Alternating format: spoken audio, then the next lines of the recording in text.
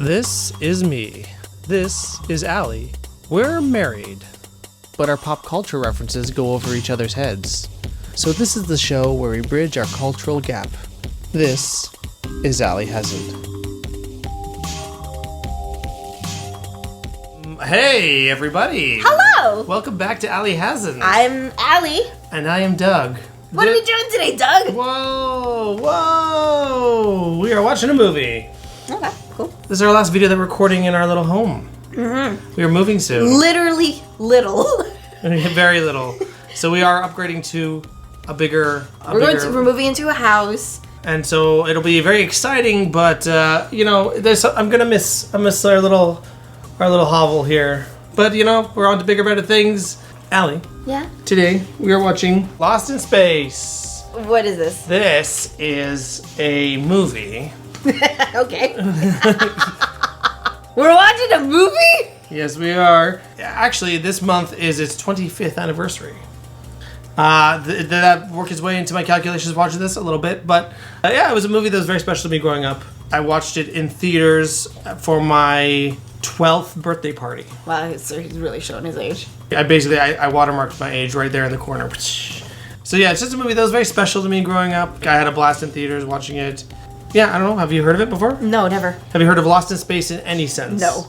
So the words Lost in Space don't mean anything to you? Nothing. Okay. Am I allowed to look at the DVD cover? Can I see who's on it?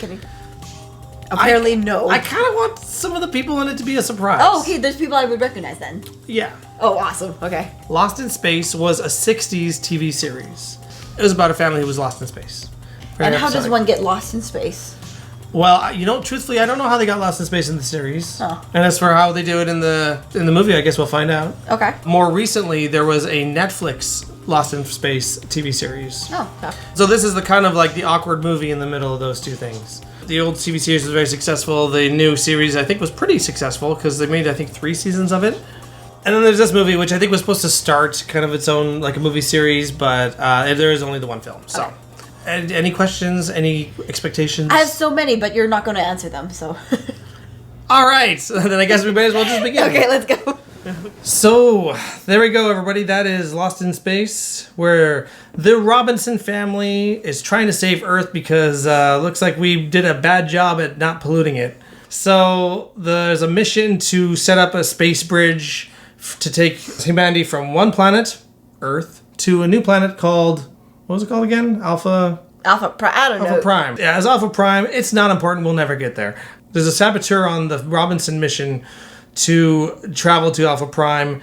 Played by Gary Oldman. Played by Gary Oldman. His name's Dr. Smith, and he's a bad boy. And we don't know why. Why?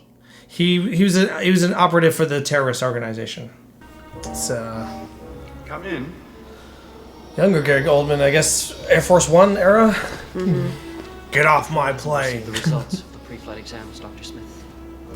I watched that as a kid for some reason, and I knew already that was a badass line. Fit as a fiddle and ready.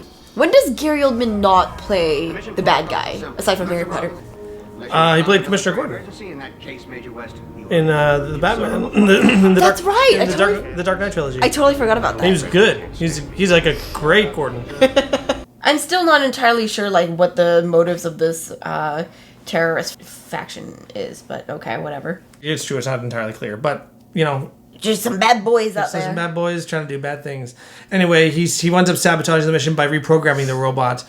Robot is online, reviewing primary directives. 16 hours into mission, destroy Robinson family. How's he able to just rewrite all that? That's more like it. Who I gotta say, I like that robot. I like, especially this first design. And people somehow just are easily able to reprogram this robot with no security measures. He's just like, I'm just going to hack into this thing. The kid is able to hack into that thing. What is happening? It is a very unsecure robot. Or a very insecure robot. He's insecure about who he is, but he's unsecure and there's not good security for keeping him out of his mainframe. Wi-Fi passwords are a lot more secure than that robot was.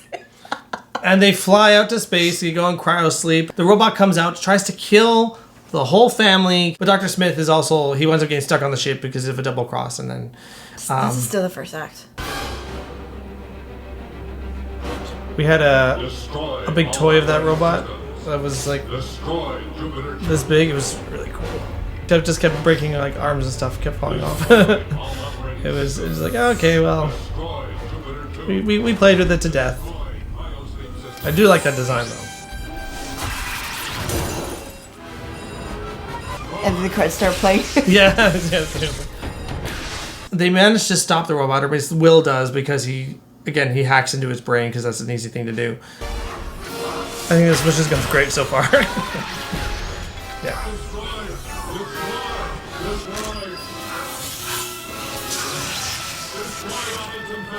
I'd say so far there's an above average amount of electrocutions in this movie. Disable Pulse Blaster. Command accepted. Cancel attack sequence and stand by. Standing by. Return to How are people just able to like screw around with its directives? It's way too easy. No robots. They're off course and they're gonna fly into the sun, which is typically not a good thing. But then they're like, wait, we'll fly through the sun. And then they're like, but if you just use hyperspace and there's no warp gate, you'll just end up anywhere. It's Better than frying in the sun. either that or be a dead. Can't imagine how hot everything would be right now.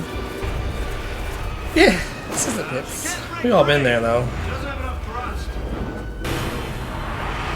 They crash and credits roll. The end. If we can't go around the sun, then we go straight through it using your hyperdrive. You guys can have it anywhere in the galaxy. If you do that, you might be lost in space. Let's do it. So they fly through the sun. They end up somewhere in space. And then there's a thing with a big bubble around it, and they go through they see a space station. This is what I meant about a convoluted plot.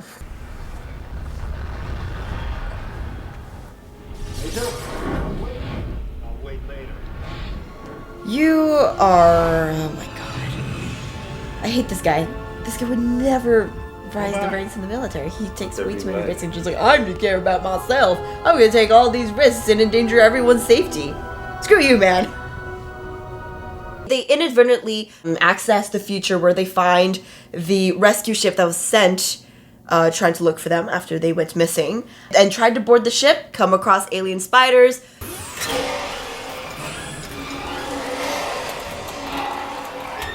Evacuate. I feel like there's a little too much hesitancy there. Like you should have, the moment you saw those things, you're like, okay, no, we're out of here. Oh yeah, they find some alien monkey and apparently it's a new family friend.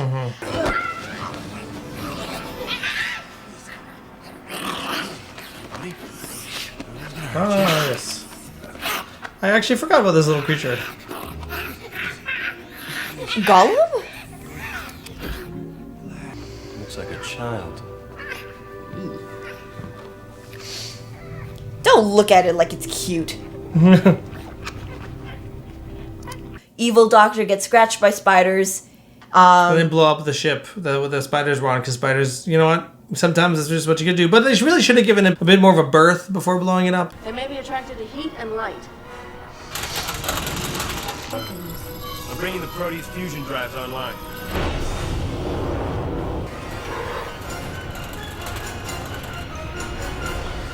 Heat and light. So would that, if they're living deep space, wouldn't that just make them fly into stars all the time? What are you doing? Never leave an enemy stronghold intact. Major, stop.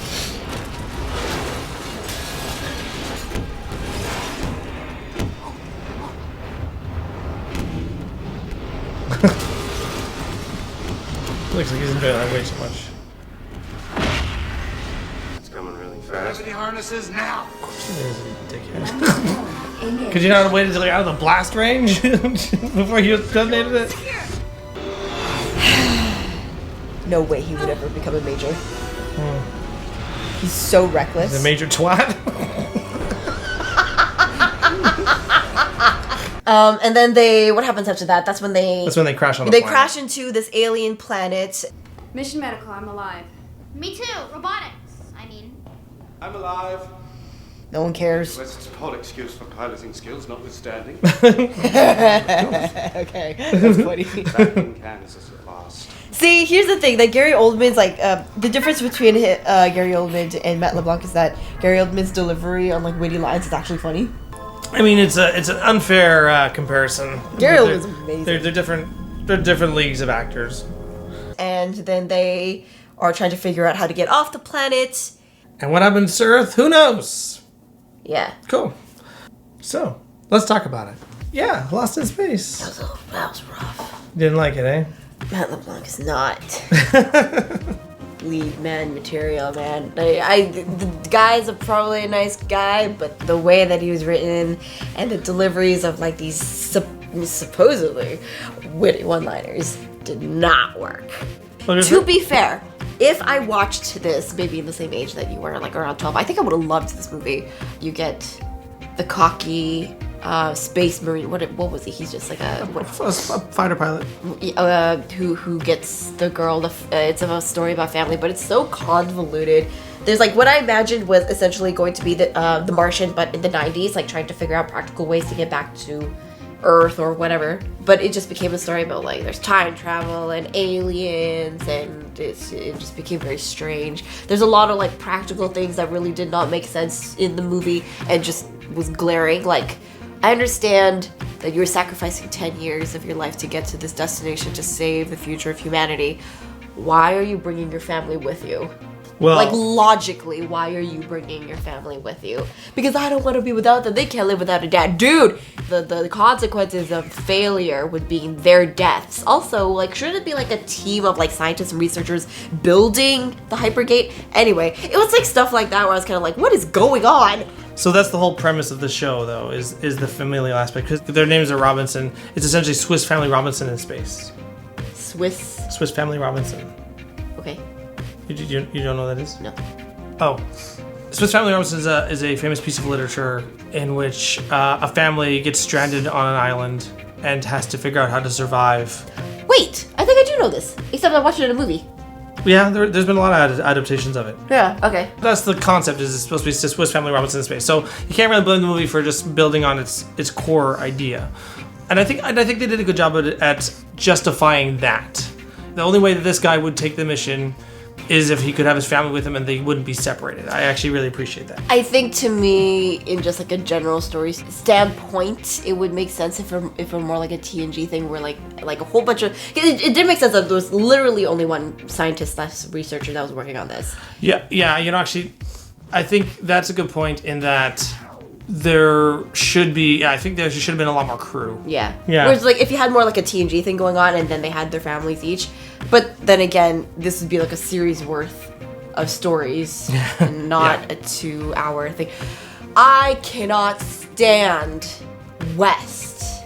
I would agree. That character, the way did not age well. It didn't age well. It was. I feel like that was kind of par for the course for the time to be sort of like hitting on ladies and be like. Well, I mean, essentially what they did is they took the character that existed in the show. They casted Matt LeBlanc, and then they gave him a little bit of like, how you doing kind of thing, because it was Matt LeBlanc. If they did an adaptation now, that would be like Chris Pine, except if you could make it work. He's very charming. That character probably would have been written very differently now. Oh yeah, highlights of the movie. When you called the explosions boom boom ships, that was funny. Don't see anything. Oh dear. Oh no. Boom boom ships. Boom boom ships. The kids were great. There's a very, very strange art. It's hard to break it down to like what are the highlights because there's so many things. I feel like there were just like 5 different stories that happened in this movie all at once. The finding of the ship that's supposed to be the rescue ship. That in itself could have been like the movie, like the end of it and just dealing with the repercussions. But no, it just keeps going. You get the new start and a new end, and it just happened like 5 times over. That almost comes from, like, I think, the roots of the show being from essentially an episodic series. Yes. And it felt that way. Because, it is sort of like, well, here, okay, now they finished the space station episode. Now they're on the stranded on the planet episode. Mm-hmm. Yeah. So they definitely got maybe a little too ambitious with how much they want to cover. Yeah. There's so much potential, but they like jam-packed it. I would love to see like re-adaptation. Is it adaptation or re-adaptation? A new adaptation. A new adaptation but in a series or even like in a mini series. Oh god, that'd be so good. Well, I told you there's a Netflix one. Oh yeah, that's right. So if you want to watch that, we can. Okay. If it's good. Okay. We say that we have so many shows on the list that we need to watch. Well, I'm just saying it was that we could put it on the list and see how long it takes for us to get to it. Good God, we're never gonna get to it. To unveil things a little bit, as I didn't want to say anything beforehand because I didn't want to play with your expectations of the movie at all. I mean, although 12-year-old Douglas really liked this film, it was not particularly well received. Okay, so I'm not the only one feeling this. I was like, here's the thing, when I was apologizing to you, like, I'm very tired, I'm gonna be very honest right now, where I'm just like, oh man, it's probably a movie you really enjoyed, or just like, that like people really liked, and I'm just trying to rip it to shreds. I'm trying to be polite right now, too. It was a bit of a dud, critically, and also, like, box office-wise. It wasn't a flop, but it wasn't like a huge success. So that's why I think they were planning to make more, and it just didn't happen because there wasn't enough box office recoup to justify it. But what's important to me, did you enjoy it when you watched it? Right now? No, like as a kid. I guess by now, sure. As a kid, I loved it. Watching it now, I definitely the cracks show. What is with the monkey? Yeah. Probably makes sense in a miniseries, but here it's just. I think it was a sort of they felt the need to have something cute. Yeah, I think there's some things that don't hold up super well. Again, the way that West is written, the fact that Dr. Smith is such a monster in this one, and there's nowhere you could really go with that character without it being absolutely ridiculous that they keep him around. He's a cartoon supervillain who can kind of sometimes act as like the uncle who doesn't want to be there. Mm-hmm. Even though they did get a perfect casting with Gary Oldman, he was awesome. He's so good. And they got William Hurt as Professor Robinson. The now late great William Hurt. He just passed away, I think, last year. I think the movie starts off really good. I like the familial aspect of it. That it is a family thrown out into the abyss of space, just trying to get by and survive. But man, the third act just really falls apart. The weird, gross-looking Dr. Smith and the time traveling, as you said, very convoluted. And I don't think they even ever returned to the proper time. I think they're still in the timeline of the what was it called? Not Proteus. The initial jumping into the thing. And then you're like, well, does that mean that Earth is screwed? Does that mean the Earth is doomed, or maybe they had to send up a different ship? I don't know. There's a lot that's not really resolved, and it's kind of frustrating because you see a lot of potential in the film. Mm-hmm. Yeah, you see a lot of the problems once you're kind of old enough to see them. But yeah, like I said, as a kid, I was just so into the robot being so cool. Mm-hmm. You see robot versus a bunch of giant spiders, and you're like, this movie's awesome. And I still like some of those aspects. It's not perfect. It was a rougher go than I thought it was gonna be, but hey, we made it. That's one of the fun things about this show. We get to see these pieces of media in our childhood, for better and for worse, because part of the show is me revisiting these things and having my sort of the rose-colored glasses taken off to some degree. But that's okay, It's also, I don't think it's a terrible, terrible movie. But here's another interesting piece of a personal history about this movie and me. This was the first DVD I ever saw. I was at my uncle's house, our great uncle, because he used to have these big family gatherings. And at that point in time, I was just strictly, my family, we all had the VHSs. And that's just how you watched movies at home, was you put in a videotape. And my great uncle was he still is. He's alive, actually. He's very well off. He always had the most cutting edge technology. So he had that VCR rewinder. The VCR rewinder. That's just a waste of money. Then was it? The VHS rewinders? Yeah, were they? Well, you just use your VCR to rewind them. Okay, sure. Okay. Anyway, he had a big TV in his basement, a big screen TV, and it was I had one. Loved going. Oops. So one family gathering, we were downstairs. The grown-ups were watching a movie. It was Lost in Space, and then after the movie, there was this menu, and I'm like, what am I looking at here? And then I saw the guy he was pressing buttons to go to the things and watching deleted scenes, and I'm like, what is going on? How is he interacting with the movie like this? what? Like the future is now. The fact, like things that we take for granted now, like now it's so outdated. Like we used to interacting with smart TVs, but there just wasn't anything like that that I had ever seen before. Oh, don't worry, I grew up in that too. Yeah, but like I just remember being completely blown away. And then I saw some deleted scenes from the movie, and like that Blarp character, the monkey thing. There was a whole subplot about them finding an adult version of the Blarp and then bringing it on board the ship, and I even remember watching it as a kid and being like, I'm glad they cut this out. So as much as this movie didn't fully come together, they still made some good choices in the final cut. So at least there's that. Yes. And seeing videos of there was like early cuts of the Blarp, seeing like the drawings of it on top of the actors and stuff like that, and so there's some really cool stuff that I saw, and this was a world that I have never seen before, and it was just the magical world of DVD special features. So, probably a couple years later. I mean, it must not have been that much later because that came out in '98, and we got our first DVD. We probably got just a few years later, but it was just Princess Diaries. the first DVD. It was Star Wars Episode 1. That's another personal history with this film for me that I really appreciated. You smell like tuna. Your tuna breath. Anything else you want to talk about? No, not really. I feel like I've hashed out all my opinions. Yeah. Anyway, everybody, what did you think of Lost in Space? What was your experience with looking at a DVD? Special features was like, I don't know, maybe you were born into it, so it's just like, that's what life is like. Yeah. I mean, there's probably a lot of viewers who that's the case. Let us know in the comments down below your thoughts about Lost in Space. Mm-hmm. Do you feel it holds up? Do you feel like it's an underappreciated gem? We know it doesn't hold up. Yeah, but different people have different thoughts. So you can't fight me on this. I'm so tired. Please give a thumbs up for sympathy for sleepy me. And say goodbye to our little apartment. Mm-hmm. Goodbye, little apartment. Yeah.